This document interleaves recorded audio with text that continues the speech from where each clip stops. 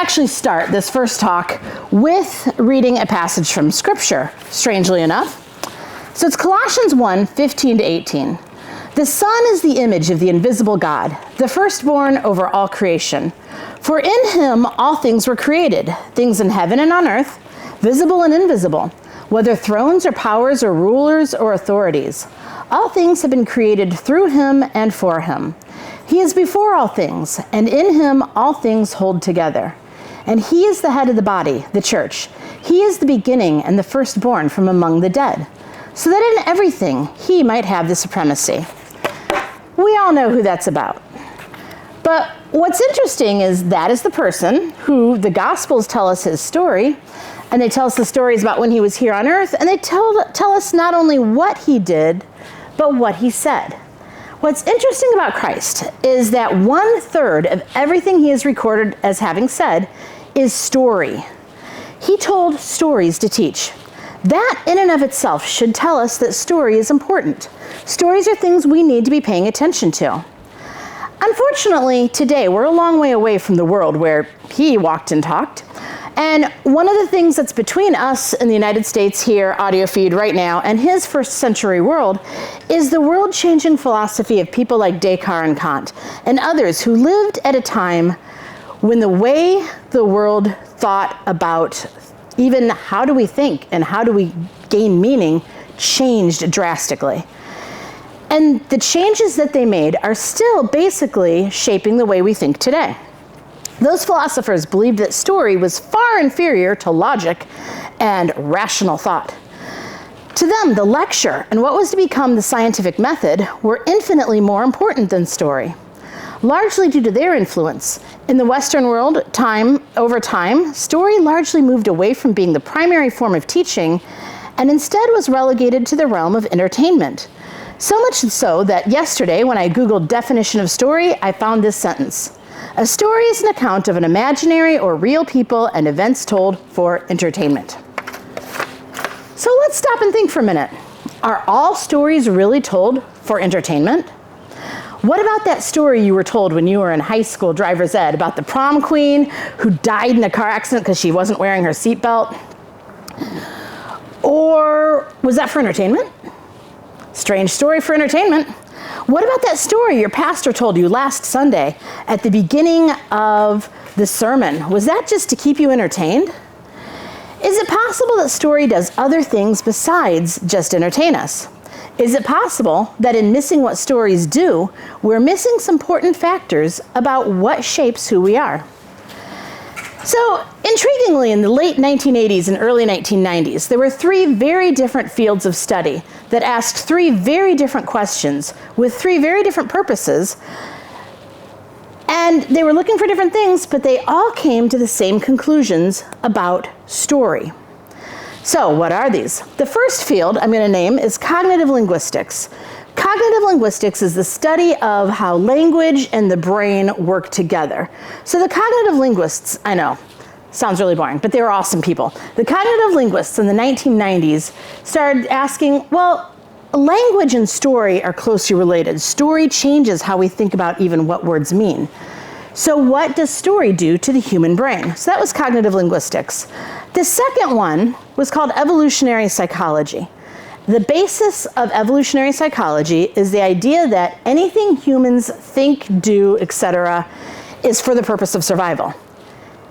They said, well, if that's true, what's story for? Story's got to have something to do with survival.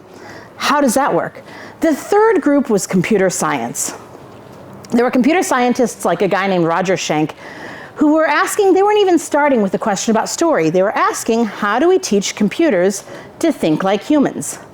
And what they came up with, or what he and his colleagues came up with, were a series of pieces of information about story and what story does for humans, and thus figuring out how do you make computers think that way. Now, later today, you're going to hear a talk about AI that is also going to dive into related topics to that. So maybe this is not as disconnected as we thought. But intriguingly, all 3 fields, with their 3 different questions and 3 different methods of answering their questions, came to the same conclusions. Now, I'm not going to bore you by walking through those studies. Oh, wait, too late? Sorry. I am, however, going to share their conclusions. But before we do that, I want us to think a little bit about what do we even mean by the word story. The Google answer I just gave you called story an account of events. Well, so far so good. But is every account of events a story? Let me give you an example, and let's think about this. Do we think this is a story? At 8:32 a.m. on May 18th, 1980, an earthquake caused the north face of Mount St. Helens, part of the Cascade Range in Washington state, to become the biggest landslide in recorded history. This was followed by an explosion of high-pressured gas that towered 15 miles high and deposited ash in 11 different states. Lava poured into Spirit Lake, changing its shape forever, and mudslides reached as far as the Columbia River, 50 miles away. It has been called the most disastrous volcanic eruption in United States history. Now that's some really impressive information, right? It's pretty cool. But is that a story? It's a lot of data that goes together. Let's try that again. What about this? On May 18th, 1980, 57 people were killed by the eruption of Mount St. Helens. The toll included Harry Randall Truman, who, at 83 years old, refused to leave his home on the mountain. He lived at Mount St. Helens Lodge, a hotel on Spirit Lake, where he was the sole owner. When the evacuation order came, his response was, "If this mountain goes, I'm going with it." On May 18th, a pyroclastic flow engulfed his lodge, burying it under 150 feet of volcanic rock and debris. He is presumed to have died at that time. Now we have a story. A true story. So what do we need? We need events, like we said, but we also need people to have a story. Even if a story is about animals, or a brave little toaster, or a talking cucumber, come on in, come on in. There's donuts and coffee over there. The brave little toaster or talking cucumber, they act and talk like people. In fact, the situations they find themselves in are much like the situations real people find themselves in. For example, Larry the cucumber, just so you know, Doug, this is a talk I gave somewhere else, and I did not even think about the fact that the creator of Larry of the Rumor Read is sitting right there.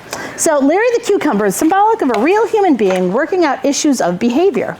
Or, do you like the story of Watership Down? The rabbits in Watership Down are symbolic humans working through questions of community and leadership. And Bambi is symbolically a human child, learning to cope with the death of his mother by building relationships with other potential caretakers. So, we've got events, we've got humans involved in those events, but there's another step we need to take to define story. Let's see if this works. On Tuesday last week, I woke up, I got dressed, I went to work, I worked all day, then I went home, had dinner, and went to bed. Is that a story? So far by our definition, it is, but it's a pretty boring story, right? So we need something besides events and people. We're going to look at another definition of story. Jonathan Gottschall, in his book, The Storytelling Animal, argues that stories are always made up of a person in a predicament and how he or she overcomes it. Now, thinking of the example I just gave of Harry Truman, the guy on Mount St. Helens, I would add that sometimes the person in that predicament does not overcome it. Sometimes it's important for us to hear stories about how a person loses, which is just as important as how they win. We want the characters in the story to overcome their predicament. We want to be able to admire them, but we also tell stories of loss or failure or how to fail. Think for a moment. What are your favorite stories? Can you identify the predicaments the characters find themselves in? One of my favorite stories, there's a guy who inherits a ring from his uncle. Now, inheriting a ring from your uncle, come on in. There's coffee, donuts, empty chairs. Inheriting a ring from your uncle is not much of a predicament, but what if it's a magic ring that has the power to destroy the world? And what if it's his job to make sure it doesn't fall into the wrong hands? Well, that's a predicament. Now, you may be pointing out that this doesn't seem to be a very realistic predicament, but let me ask this. Have you ever found yourself in a situation where you discover that something, maybe something you know, something you have to do, something you didn't do, could have some drastic effects on you and your friends? If you've never been in that situation, someday you may be. maybe the story of how Frodo dealt with inheriting a magic ring that an evil Dark Lord is looking for isn't as far from real life as one might first think.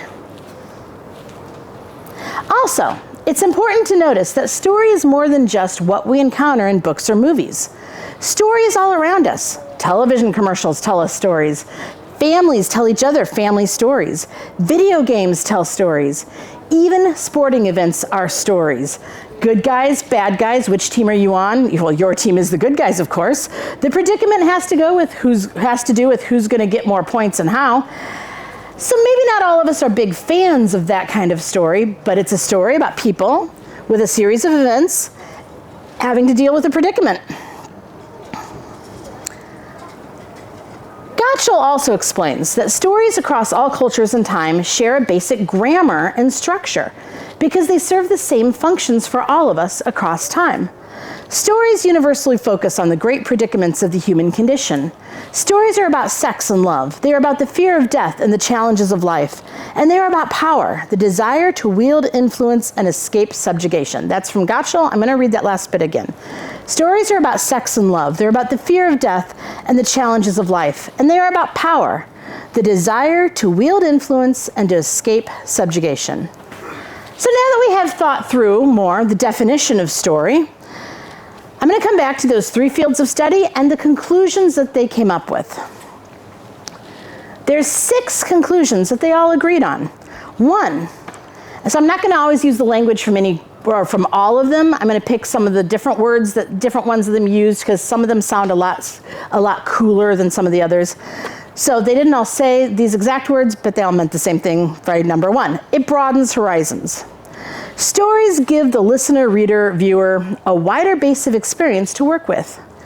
Now, this is not in and of itself a new concept. In his book, An Experiment in Criticism, C.S. Lewis argues the same thing. He says that history books can tell us about wars in ancient Greece, but stories like the Iliad tell us what it was like to be a soldier fighting in that war. Gottschall explains it this way. Like a flight simulator, fiction projects us into intense simulations of problems that run parallel to those we face in reality. And like a flight simulator, the main virtue of fiction is that we have a rich experience and don't die at the end. Come on in, have a seat. There's coffee and donuts over there too. That whole not dying at the end thing is a really important key for what stories do. For stories to be able to work the way we need them to, we need to be able to enter into them and then come back out again. In a book called Shaped by Stories, Marshall Gregory says it this way. Story is first of all a form of experience, not a form of intellectual discourse. The experiences we gain from story lead directly to the second conclusion these researchers came to. So, conclusion number 1 was it broadens your horizons. Number 2, encountering story develops intelligence.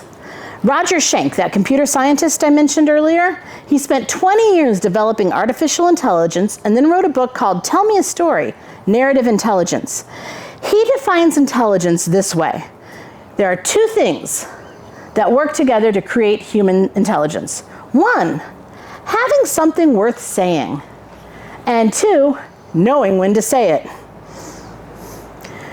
We'll come back to point 2 in a bit. But for now, we're going to focus on the first point. Where do you get that something worth saying in the first place? Schenck argues that it comes from either experience or story.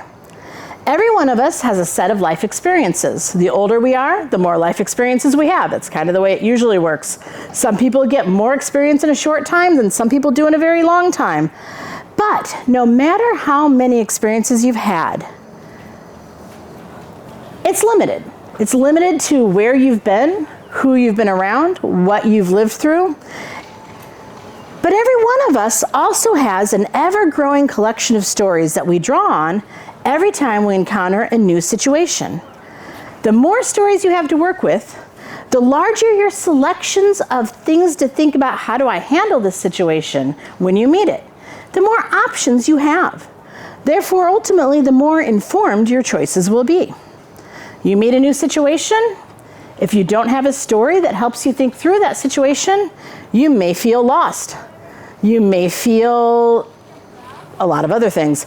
But if you have stories, you say, okay, these people in these stories dealt with things this way. Suddenly you have, even though you don't have the experience with it, you have things you can work with to think it through. The more stories you have to work with will reinforce certain ways of thinking, certain ways of behaving, give you new ways of thinking, new ways of acting, and those are the choices you'll think through when you have to face new situations or specific situations.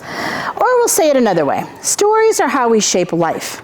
The brain works by coordinating current experiences with past events, thus enabling generalization and prediction.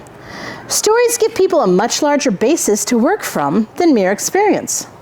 According to Schenck, finding a relevant past experience that will help make sense of a new experience is at the core of intelligent behavior. I'm going to give a concrete example from a children's book. How many of you guys have read Charlotte's Web? Raise your hand. Anybody remember that first sentence in Charlotte's Web? Pa, where are you going with that axe? Adults who know bigger context for things sometimes respond to that first sentence going, whoa, what is this book about? Or I don't remember that. Children who encounter the story for the first time, that might go right over their head, what's about to happen with that axe. So that's what story does. Gives us experiences to store away in our memories until the relevant situations arise. Adults know a lot more stories about axes than children do. Gottschall explains it this way. When we experience fiction, our minds are firing and wiring, honing the neural pathways that regulate our responses to real-life situations. Marshall Gregory, who we mentioned earlier, however, he's the guy who did a book on ethics and story. He says, comparisons between or associations with real events and fictional events give me a constant set of references that allow me to toggle back and forth between fictional worlds and real life, deepening my understanding of both. Let's flesh this out with one more example before we go on to the next point. Maybe two examples. We'll see how we're doing on time. Throughout the history of the world, people have told scary stories to children. Why? Because encountering fearful things in story helps us know what to do when we are faced with something terrifying in real life. Now, our culture today, we tend to say we should protect children from scary stories, but that's incredibly rare in the history of the world.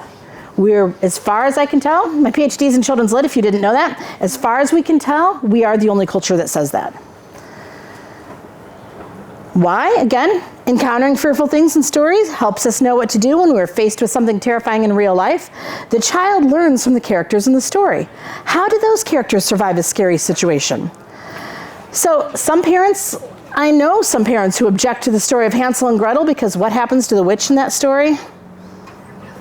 She gets pushed into an oven. She gets cooked. Gretel, the child, does it. But we could argue they're missing the fact that children do this, or children listen to these stories. They're gaining things about how to deal with a difficult situation. And you know what? In the story of Hansel and Gretel, somebody was going to get cooked. In this story, Gretel's courage to push the witch in the oven and close the door changed what would have been a tragedy into a story about how a girl saved the life of her brother from a predator. It's a story about a predator and how to respond. On the other hand, when one encounters something terrifying and does not have a set of stories to work from, one is more likely to simply freeze. Also, those who have a very limited set of stories to work from may make very poor decisions because they may have encountered nothing that gives them a context for the situation they're in. So I'll give you one more example. Remember Eustace in The Voyage of the Dawn Treader? The reader is told multiple times in The Voyage of the Dawn Treader that Eustace is simply having such a hard time adapting to Narnia because he has always read the wrong sort of books. His books didn't have dragons in them. They had the British Council. Another example, one last one. For this topic anyway, or this point anyway, one lesson we learned from 1980s horror movies is that if someone is chasing you with an axe, or a claw, or a piece of wire, or whatever, you don't run up the stairs. Or remember that driver's ed story I mentioned at the beginning about the prom queen who dies in the car accident because she didn't wear her seatbelt? The story is there to give inexperienced drivers something to help them think through their choices. But have you ever wondered why in high school such stories are always about the homecoming queen? This takes us to the third point. Stories shape our emotions. The stories we encounter are a playground for our emotions. Just as children develop muscles and motor skills by running around on a playground, we develop emotional strength and skills through story. When we meet the main character of a story, we are generally invited to grow closer to them, and they begin to feel like someone we know. The feelings we develop regarding characters in a story and the situations they find themselves in give us the ability to empathize with people facing real issues in real life. And here's one of the places this gets really interesting. While we logically know the difference between real life and fiction, several studies show that once we allow ourselves to engage in a story, the emotional part of our brain makes no separation between the two. Blakely Vermeule's book, Why Do We Care About Literary Characters, is a book-length study of this phenomenon. So if you're really interested in this, you could go read that. But Gottschall sums it up very nicely. He says, knowing that fiction is fiction does not stop the emotional brain from processing it as real. The human brain, when allowed to feel responses to stories, does not separate emotions into different categories based on whether they are caused by true events or not. That is the job of the rational part of your brain. Because of this, the emotions that the reader learns in responding to specific aspects of story become the same emotions that the reader applies to real-life situations. Patrick Colm-Hogan, in What Literature Teaches Us About Emotion, explains it this way. A story is a systemic simulation of an emotional experience. Let me say that again. Story is a systemic simulation of an emotional experience. Marshall Gregory says it this way. Stories teach us how to maintain contact with our hearts. Some stories lie to us about the human heart. Have you watched a daytime soap opera lately? But other stories teach us truths about ourselves and about the human condition. And they accomplish this most humanizing of tasks because they take us both inside ourselves and outside to others, thus addressing the dual needs of our introspective and social nature all at once. Think about the stories, any stories that you love. They could be stories about family members. They could be stories in books you read. They could be stories from movies or even video games. When we say a story grabs you, we mean that you have become emotionally involved in that story. This can happen for a lot of reasons. People often don't know why they love or hate the stories that they love or hate, but these stories often touch on our own needs or things we are working out regarding our own way of being in the world. This is one reason why we need to pay attention to what emotional responses we're finding ourselves having to stories. As Gottschall explains, the emotions and ideas in fiction are highly contagious, and people tend to overestimate their immunity to them. Think about the last story you heard that caught your attention and made you feel something. What was it? This in turn leads to the fourth thing that story does for us. In shaping our emotions, story also shapes our ethics. So point 4, stories shape our ethics. For those of you who may have taken a class in ethics, this might seem like an odd idea. After all, ethics, we have an ethics professor who's going to speak in this tent tomorrow. I really wish you could hear this. Ethics classes talk about different ethical theories and philosophers who do a lot of rationalizing, but ethics classes tend not to spend a whole lot of time on story. Marshall Gregory's Shaped by Story, The Ethical Power of Narrative, which we've mentioned earlier, is an entire study focusing on how stories shape our ethos or our character. Gregory argues that no story can get told in any medium without an ethical vision of some kind that supports and informs it. A story's ethical vision is a particular configuration of rights and wrongs that any story puts in motion within a represented human context. Let's give a concrete example. Let's go back to those 1980 horror films. Almost every horror film made for a teen audience in the 1980s had at least 2 female characters. You know who they are already. The first would be a girl we first see her out late at night. She's making out in a car somewhere near the beginning of the story. The second girl is either going to be babysitting, or even better, she's sitting at home watching TV with her parents. The audience member who knows this genre knows that the first girl is going to be horribly murdered before the movie is done, while the second girl will be one of the, if not the only, survivor. That is the ethical vision that informed those movies in the 1980s. The ideal viewer would respond emotionally to the 2 characters, which in turn, theoretically at least, shapes their ideas and choices about what is or is not a good way to be in the world. According to Gottschall, studies have shown that people's deepest moral beliefs and values are modified by the fiction they consume. People can be made to think differently about sex, race, class, gender, violence, ethics, and just about anything else based on one single short story or television episode. The important term here is can be. That does not mean it always happens, but it can happen and does. Gregory explains it this way. Consumers of story who imaginatively ingest the worlds of human actions laid out for them in stories are potentially made over in the shape of the ethical vision of the stories they both love and hate. Let's think about that word potentially.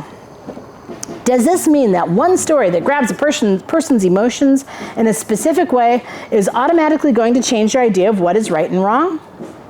Well, no, not automatically, but it can happen and does happen. But less dramatic, but just as frequent, if not more so, is when a person continues to encounter a set of stories with the same ethical vision. One story told once has power, but when one person encounters other stories told over and over and over again, sharing that same ethical vision, the repeating pattern shapes the non-reflective individual's choices and beliefs. Gregory goes on to explain that a life steeped in stories opens wide the door of our minds and hearts, mostly without thinking much about it, to an infiltration of potential influence that moment by moment and story by story feels very slight, but that cumulatively and incrementally contributes powerfully to the formation of human souls. In other words, while we tend to focus on either logical patterns learned in classes or dramatic events as shapers of ethics, small events have a cumulative effect.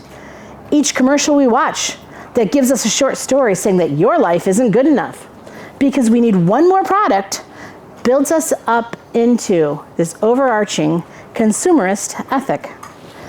Another example could be the cumulative effect of the British murder genre. I love British murder. Every episode of a British murder series follows a specific pattern. There's the crime solver, who, while he or she may not be perfect, is overall a decent human being. That person is put into a situation where he or she is asked to solve the most obvious kind of crime there is, a murder.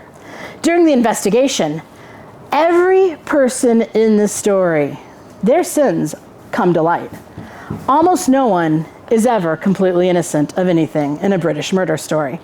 When the murder is wrapped up, usually with 1 or 2 more murders added to the mix, the main characters may be relieved that this is over, but more importantly, they have now been placed in a situation where they have to deal with the results of their own wrongdoing, or the wrongdoing that has been committed against them, outside of the context of the murder itself. This is actually a highly ethical vision, in which no sin ultimately goes unexposed. This is also the reason that the stereotypical reader of the British murder is a generally nice person. Back to Marshall Gregory. He says, as stories ask us to sympathize with heroes and heroines, feel antipathy for villains, rejoice with some characters' good fortune, and feel sad at other characters' bad fortune, feel indignant when justice is trumped by evil, feel outraged when innocence is violated, and desire some outcomes while we dread other outcomes. And as we say yes and no to these invitations, as we always do, 2 things are happening. We grow to understand the story, and we grow to become the persons we are. What's at stake is nothing less than how a lifetime of yeses and nos turns us into the kinds of persons we become. Excuse me. Story changes who we are. It is what shapes our character. There is a tendency for some people to think of themselves as having pretty much arrived at a certain place in their own selfhood. But the reality is that development of character is always happening. There is no such thing as arrival. Character is always in process, and the stories we encounter have much to do with how that process develops. Closely connected to the development of emotions and shaping of ethics, you guys are a great audience, you're doing awesome, are the development of empathy and social skills. Number 5, fifth thing that stories do for us. Stories shape our empathy and our social skills. Stories shape how we relate to others. Remember when we were talking about intelligence? And Shank said that the second part of intelligence is being able to determine others' needs and abilities well enough to know when you actually have something that is pertinent to say to them. This is what both the empathy and social skills we learn from stories does for us. They give us models for when to speak up and for when to stay silent. Gotchel words it this way. Story is where people go to practice the key skills of human social life. The stories that shape our lives are what shapes not only our capacity for caring for others, but also our ability to understand how and when to enact that caring. This can happen by engaging stories that model healthy behaviors, as well as by engaging stories that show us what we don't want to do. For example, in the 1970s, the BBC aired a series called Fawlty Towers. Great series, very funny. The main characters were funny precisely because they all consistently engaged other people in ways that were always inappropriate. In that sense, as the viewer laughs, the viewer takes in models for what not to do when interacting with others. Intriguingly, for most of the points we've made here, the type of story that is engaged in does not seem to matter. But on this point, it does. Gotchel explains that a set of tests of social and empathetic ability revealed that heavy fiction readers had better social skills than those who mainly read nonfiction. Why is that, you wonder? It is because fiction, even poorly written, poorly styled, poorly structured fiction, consistently takes the reader into other people's thoughts, experiences, and hearts in ways that nonfiction simply does not. Les Miserables, A Tale of Two Cities, Pride and Prejudice, all offer glimpses into the hearts and minds of other people in ways that no other form of storytelling does. And in doing this, it helps us develop ways to think about and care about other people. Number 6, the last point about what story does. And then we're going to pull it together and think about what this all means for us here today. Shared stories bind members of a social group together as shared experience, shared values, shared belief systems. Families tell stories as a way of bonding. Members of organizations tell stories about their histories to new employees as a way of helping that new employee find their place in the community. And those of you who've been around AudioFeed for a long time have heard stories about something called Cornerstone that kind of bonds people together who've had that experience. There's even a Cornerstone t-shirt right there from 2012.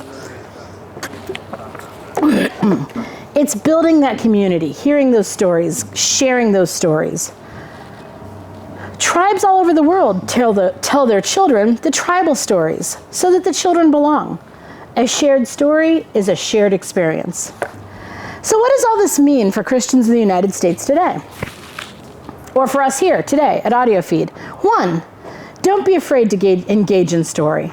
Story is not a waste of time. It is not mere entertainment. It is both intelligence building and soul shaping activity. 2, do we need to pay attention to the stories we choose to engage in? Definitely. What the stories you love shape you. What the stories you love. The stories you love shape you. Pay attention to what those stories tell you about who you are. Who is your neighbor? Who is God?